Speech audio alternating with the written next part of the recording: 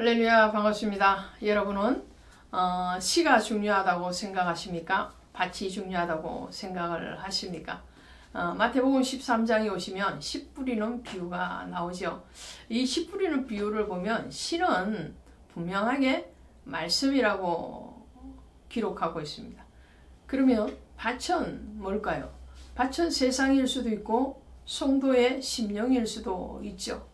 그러면 씨도 중요하고 밭도 중요한데 더 중요한 것은 어떠한 상태일 때에 좋은 열매 또 많은 열매를 맺을 수 있을 것인가 라는 답을 우리가 찾아가는 것이겠죠. 물론 그 답도 주님 안에서 찾아야 됩니다.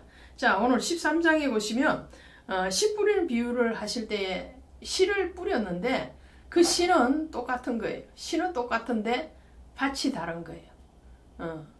씨는 말씀의 씨죠. 그리고 씨는 예수도요. 그거는 똑같습니다. 설교의 말씀을 강단에서 똑같이 전하는데도 어떤 분들은 은혜를 받아서 아멘 아멘 하고 심지어 눈물을 흘리고 그 설교의 말씀을 받아 먹습니다. 그야말로 받아 먹습니다. 근데 어떤 분들은 그 씨가 떨어지자마자 자기 생각이 그 씨를 잡아먹고 또 자기의 어떤 지식이 그 씨를 삼켜버리고 또 어떤 사람은 아예 그 씨에 대해서 받지를 않는 완악한 마음이 가득한 사람들을 보게 되죠. 이와 같이 씨를 뿌릴 때에 어떤 씨는 길가에 떨어집니다. 그래서 새가 와서 쪼아먹고 말죠. 또 어떤 씨는 가시떨기밭에 떨어집니다. 그러니까 그 가시떨불 때문에 씨가 자라지를 못합니다. 또 어떤 씨는 길가에 떨어집니다. 뿌리를 내리지를 못하죠. 또 어떤 씨는 옥토밭에 떨어집니다. 그런데 그 씨는 잘 자라서 30배, 60배, 100배의 결실을 맺더라는 거예요.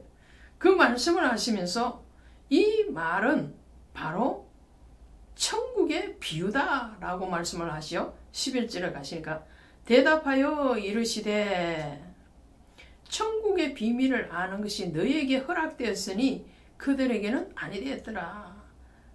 그러면서 말씀을 하시기를 이 씨 뿌리는 비유는 바로 말씀을 뿌리는 것이다 라고 말씀을 하시죠.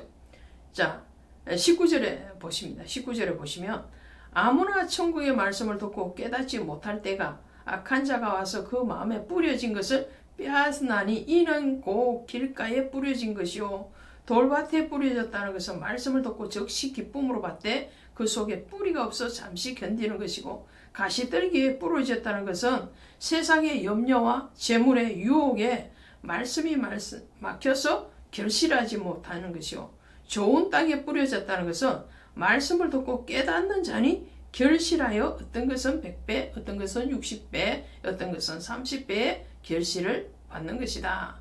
그러니까 말씀, 복음은 누구에게나 전해진다는 거예요. 근데 그 전해짐에 대해서 어떻게 받아들이냐, 반응하느냐에 따라서 열매를 맺을 수도 있고 적게 안 맺을 수도 있고 또 많이 맺을 수도 있고 적게 맺을 수도 있다라는 말씀을 하시죠.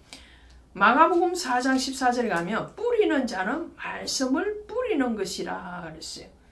말씀을 뿌렸는데 그 말씀이 자라지 못하는 상태, 그 상태를 개선해야 된다는 거죠. 성도님들이 처음에 교회에 오시면 거의 90% 이상이 말씀을 이해하지를 못합니다. 왜요? 세상의 관점으로 살아오셨던 분들이 예수 그리스도의 십자가의 관점으로 전환되어지는 것이 그렇게 쉽게 전환되어지지는 않더라라는 거죠. 어떤 분들은 1년, 어떤 분들은 3년, 어떤 분들은 10년이 지나도 혹은 30년이 지나도 여전히 세상의 관점으로 성도 아닌 성도의 삶을 살아갑니다. 겉모양은 성도인 것 같고 교인인 것 같은데 속까지 변화되어지지 않는 상태를 말씀을 하는 거죠. 그런 사람에게는 하나님의 관점에서 30배, 60배, 100배의 결실이 없는 것이죠. 그러면 그 사람들 속에는 여전히 길가에 뿌려진 씨거나 아니면 돌짝밭에 뿌려진 씨거나 가시떨기에 뿌려진 씨가 되는 거죠. 그것은 말씀이 능력이 없어서 그런 것이 아니고 그 자신들이 밭을 가꾸는 수고를 하지 않아서 그런 거죠. 돌밭이면 돌밭을 가지고 있는 사람이라면, 농부라면 그 돌을 골라낼 거예요. 그 돌이 다 골라지고 옥토가 될 때까지 길가에 뿌려졌으면 그 길가에 그 땅을 기경을 하든가 아니면 좋은 흙을 가지고 와서 그 위에 대토 작업을 해서 땅을 만들어 갈 거예요. 가시떨기에 밭을 가지고 있는 사람은 농작물을 수확해 먹을 마음이 있다면 그 가시덤불을 다 제거하겠죠. 겨울 내내 이 묵혀졌던 땅이 봄 되면은 농부들은 그 묵혀진 땅을 다시 갈아엎습니다. 그리고 잡초랑 또 돌이랑 이런 것들을 제거하고요. 그리고 퇴비를 뿌려서 그 땅을 만들어 가죠. 그리고 난 뒤에 씨를 뿌리든지 모종을 심게 됩니다. 이와 같은 수고를 하지 않았기 때문에 교회 생활을 30년 혹은 3년, 10년을 해도 여전히 세상적인 관점과 세상적인 마음으로 신앙생활을 하게 되는 거죠. 자, 오늘 그 수고를 어떻게 할 것인가? 그것은 내 힘으로 되지 아니한다면 그것마저도 주님 앞에 의탁하고 기도하고 구해야 되겠죠. 자, 그 시가 정말 생명의 시, 말씀의 시기 때문에 그 시는 반드시 떨어지면 자라게 되어 있다. 겨자씨 하나 같은 씨라 할지라도 자라면 모든 나무들보다 더 커서 공중에 새가 와서 그 가지에 깃들이니라. 그러니까 신앙은 자라는 것이 그것이 진리입니다. 자라지 않는 것은 그 사람이 아직 믿음이 없다라는 말이 되겠죠. 믿음이 있는 생명이 있는 씨는 반드시 자라게 돼 있다. 땅에 떨어지면 반드시 자라게 돼 있는데 그 생명이 없기 때문에 돌짝밭이나 길가밭이나 가시떨기밭 그 상태를 그냥 버려둔다라는 것을 우리는 알 수가 있게 되죠. 자, 그래서 이 좋은 씨를 뿌리는 것은 자, 37절에 보시면 대답하여 이르시되 좋은 씨를 뿌리는 이는 인자요. 누구요? 예수님이라. 예수님이 씨를 뿌려. 밭은 세상이요 좋은 씨는 천국의 아들들이요 가라지는 악한 자의 아들들이요. 좋은 씨는 천국의 아들들이요.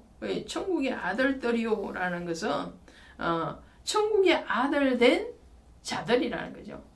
자, 첫 번째 씨는 어떤 씨인가요? 예수의 씨, 말씀의 씨요. 말씀을 뿌린다고 그랬으니까요. 말씀의 씨고 그 말씀의 씨를 받아 먹어서 천국의 아들 된 자가 이제 씨가 되어서 또 세상으로 가게 되는 거죠.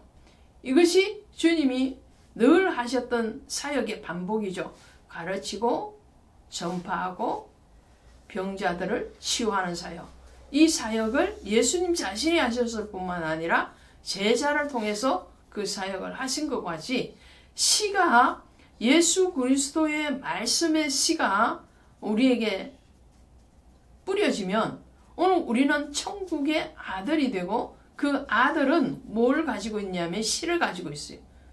복음의 씨, 예수의 씨를 가지고 있단 말이죠. 씨를 가지고 있는 자가 다시 그 씨를 가지고 가는 거예요. 예를 들면 우리 철새를 비교하면 되겠죠.